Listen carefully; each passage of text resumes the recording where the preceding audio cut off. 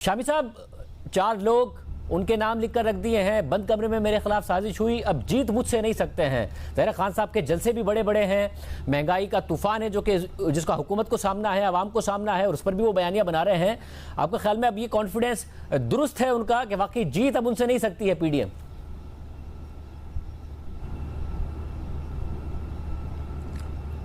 देखें, यह तो आने वाला वक्त ही बताएगा कि कौन जीतता है और कौन हारता है। अभी तक तो खान साहब जो हैं अपनी पैदा की हुई उलझनें जो हैं उनसे निपटने की कोशिश कर रहे हैं, और वो सियासत जो है वो सैलाब जो है उसमें भी ख़त्म नहीं हो रही। ये शाहदेव साहब, मेरी ज़िंदगी में पहला इत्तफाक है। मैंने बड़े बड़े क्राइसिस देखे हैं, जंगें, ज़लज़ले, सैलाब, हर आजमाइश के मौके पर कौम मुत्तहिद होती रही है, उसके लीडर जो हैं यक ज़ुबान होते रहे हैं। ये पहली बार ऐसा हो रहा है कि इतना शदीद सैलाब आया है, बारिश का एक अजाब नाजिल हुआ है, और 3 करोड़ लोग जो हैं वो बेघर हो गए हैं, और लोग, सैकड़ों लोग मर चुके हैं, और जायदादें तबाह हो चुकी हैं, सड़कें टूट चुकी हैं, एक इंफ्रास्ट्रक्चर तबाह हो चुका है, फसलें उजड़ चुकी हैं, मवेशी हलाक हो चुके हैं। ऐसे माहौल में भी हम एक दूसरे को बख्शने पे तैयार नहीं हैं, सियासत छोड़ने पे तैयार नहीं हैं, और हर कोई तलकीन करता है कि सैलाब के मौके पर सियासत नहीं होनी चाहिए, लेकिन कोई छोड़ने को तैयार नहीं है। और आज हम सदर मुमलकत से मिले और उन्होंने भी ये बात कही कि सियासत जो है नहीं होनी चाहिए, सैलाब के मौके पर लोगों की खिदमत होनी चाहिए, लेकिन उसके बावजूद ये हो नहीं पा रहा। कौम को अब भी तकसीम किया जा रहा है और ये नारे लगाए जा रहे हैं, और मुझे मालूम नहीं है कि ये ताकत के इजहार का कौन सा मौका है। अभी देखिए, इंतखाबात होने वाले हैं, खान साहब कई नशिस्तों पर खड़े हैं, वहाँ उनकी ताकत का इम्तिहान हो जाएगा। अगर लोग उनको मुंतखब कर लेंगे हर नशिस्त पर तो यकीनन वो नाकाबिल तस्खीर ठहरेंगे। और फिर इंतखाब जो है, कौमी इंतखाबात, वो भी कौन सा दूर रह गए हैं, तो वो भी इंतखाबात भी होने हैं। इस वक्त तो मौका है कि लोगों को मुत्तहिद किया जाए, उनके जख्मों पे मरहम रखा जाए। ना हुकूमत ये बात सुन रही है, ना अपोजिशन सुन रही है। हामिद मीर साहब, आप बताइएगा कि ये जो 4 नाम हैं और जो उन्होंने बाकायदा तौर पर रिकॉर्ड कर रख दिए हैं, अगर उन्हें कुछ हुआ तो वो सामने आ जाएगा, और बंद कमरे में साजिश हुई, ये कुछ किस पार्टी में किसी को पता है? इसमें कुछ हकीकत है? आपकी खुद भी इमरान खान साहब से मुलाकात हुई थी, ये या वो ऐसे ही इस वक्त ब्लफ कर रहे हैं या धमकी दे रहे हैं, या ऐसा कुछ है जिसकी वजह से हुकूमत को भी डरना चाहिए और जो 4 नाम है उन्हें भी डरना चाहिए? कि मेरा इस वक्त माइंडसेट बिल्कुल डिफरेंट है। आधे से ज्यादा पाकिस्तान डूबा हुआ है, और मेरा ख्याल है कि जो सैलाब है वो है असल स्टोरी, जैसा कि शामी साहब भी कह रहे हैं। तो अब इमरान खान साहब के बारे में अगर आप बात करना चाह रहे हैं, तो इमरान खान साहब एक गैर मामूली सूरत हाल का शिकार हैं, और इमरान खान साहब जो हैं उनको डिस्क्वालिफिकेशन के खतरे का सामना है, उनको गिरफ्तारी के खतरे का सामना है। तो वो उसका मुकाबला करने के लिए जो भी एक सियासतदान करता है वो कर रहे हैं। याद हो ना कि हुकूमत ने भी जो एक क्राइसिस की सिचुएशन है इसका अदराक करते हुए उसने भी फैसला किया हो कि चलो इमरान खान पे मुकदमे वगैरह दर्ज नहीं करते हैं, दहशतगर्दी का मुकदमा नहीं बनाते हैं, और मुकदमे नहीं बनाते हैं, लेकिन वो तो मुकदमे कायम किए जा रहे हैं। यहाँ तक कि इस्लामाबाद के एक थाने में दफा 144 का मुकदमा भी बनाया गया इमरान खान साहब पे। तो ये इमरान खान साहब जो है वो अब अगर इस सूरत हाल में जलसे कर रहे हैं तो ये उनके ख्याल में, उनके हामियों के ख्याल में उनका राइट है, लेकिन जलसे उनको, मेरा ख्याल है अगर जलसे कर रहे हैं तो साथ ही साथ उनको रिलीफ का काम भी करना चाहिए। उन्होंने एक टेलीथॉन की है, उसमें वो उनका दावा यह है कि 5 अरब रुपया इकट्ठा हो गया, तो अब वो 5 अरब रुपया जो है वो सैलाब ज़दगान में तकसीम भी होना चाहिए। जहां तक उनके इस दावे का ताल्लुक है कि उन्होंने 4 लोगों के नाम लिखे हैं, तो जब भी किसी को ये खतरा होता है कि उसकी जिंदगी को या उसकी सियासत को कोई नुकसान पहुंचाने के दर पे है, तो वो इस तरह का काम करता है। इस तरह के काम पहले भी हो चुके हैं पाकिस्तान में।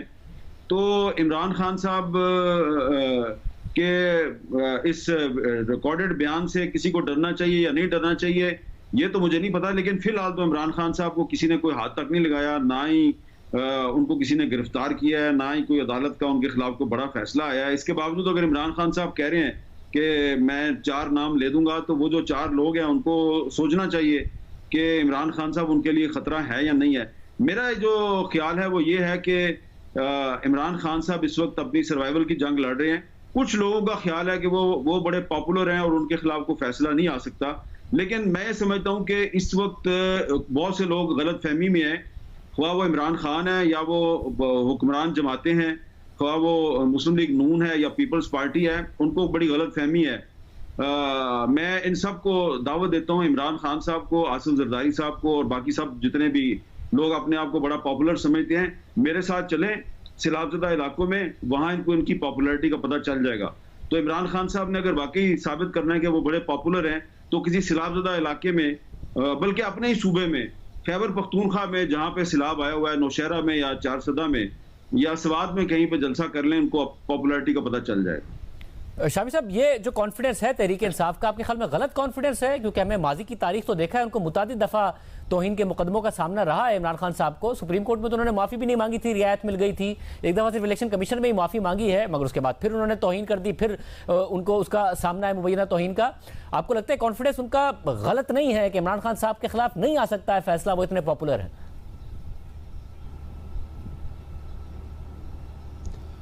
देखिए, इमरान खान साहब के खिलाफ जो मुकदमा है उसमें अदालत ने बड़े नरम रवैये का मुजाहरा किया है। अदालत को ये दरख्वास्त नहीं दी गई थी कि हम अपना मौक़िफ़ तब्दील करना चाहते हैं, उस पर असर नौ गौर करना चाहते हैं, हमें एक और मौका दिया जाए। इस दरख्वास्त के बग़ैर अदालत ने ख़ुद मौका दिया कि आप सोच लीजिए और 7 दिन गौर कर लीजिए और उसके बाद अपना जवाब जमा करा दीजिए। तो ये अदालत जो है वो तो उन्हें कोई सज़ा देने पे बदिद नज़र नहीं आती, वो तो मुआफ़ करने पर बदिद नज़र आती है, इसलिए उनको एक मौका दिया गया है। ये तो उनके इर्द गिर्द जो लोग हैं वो चैलेंज दे रहे हैं, वो ऐसे हालात पैदा कर रहे हैं कि उनको सज़ा हो जाए। वो इश्तिहाल दिला रहे हैं अदारों को, अदालतों को, और कह रहे हैं कि किसी क्या मजाल है कि इनके खिलाफ कार्रवाई कर सके। इससे तो मुझे मालूम होता है कि गोया सज़ा दिलाना मकसूद है, उकसाना मकसूद है, इश्तिहाल दिलाना मकसूद है। तो ऐसे लोगों से बचना चाहिए खान साहब को, और कानून से का सामना करने के लिए कानूनी दायरे में काम करना चाहिए, और खान साहब को इस मौके से फ़ायदा उठाना चाहिए। अदालत जो है वो उनके दर पे नज़र नहीं आती, अदालत से उनको बार बार रिलीफ मिल रहा है, अदालत उनको मौका दे रही है। और पॉपुलर लीडर्स जो होते हैं वो उनके खिलाफ कार्रवाई जो है कोई पसंदीदा बात भी नहीं होती, खाब उसे असूली तौर पर कुछ भी कहें। असूली तौर पर तो आपको मालूम है अमीरुल मोमिनीन हज़रत उमर इब्न खत्ताब एक मुकदमे में पेश हुए तो जज ने उनको या अमीरुल मोमिनीन कहकर मुखातिब किया। उन्होंने कहा ये पहली नाइंसाफ़ी है जो तुमने कर दी है इस मुकदमे में, मुझे मेरे नाम की बजाय अमीरुल मोमिनीन कहकर पुकारा है। तो जब अदलिया ने यह कहा कि आप एक पॉपुलर लीडर हैं, उनसे हम तवक्को नहीं करते, तो उनकी पॉपुलैरिटी का जिक्र करके उनको एक स्पेशल स्टेटस दे दिया गया। इसको लोगों ने को पसंदीदा निगाहों से नहीं देखा, लेकिन इससे यह तो मालूम होता है कि अदालत बज़िद नहीं है, उनके दर पे नहीं है, उनको मौका दे रही है अपनी गलती का एहसास करने का, और ये उनको एहसास करना चाहिए। अभी जो लिफाफे में बंद करके वो 4 नाम रख लेंगे, अगर खुदा न खास्ता नुकसान हो गया उसके बाद क्या होगा? कानून का तकाजा ये है कि वो नामों से कानून नाफिज करने वाले अदारों को आगाह करें, उनको नहीं तो अदलिया को आगाह कर दें, ताकि बर वक्त उनके खिलाफ कार्रवाई की जा सके। अगर कोई साजिश हो रही है उसकी सरकोबी की जा सके, बाद में बाद अज़ मर्ग वावेले से क्या फ़ायदा होगा?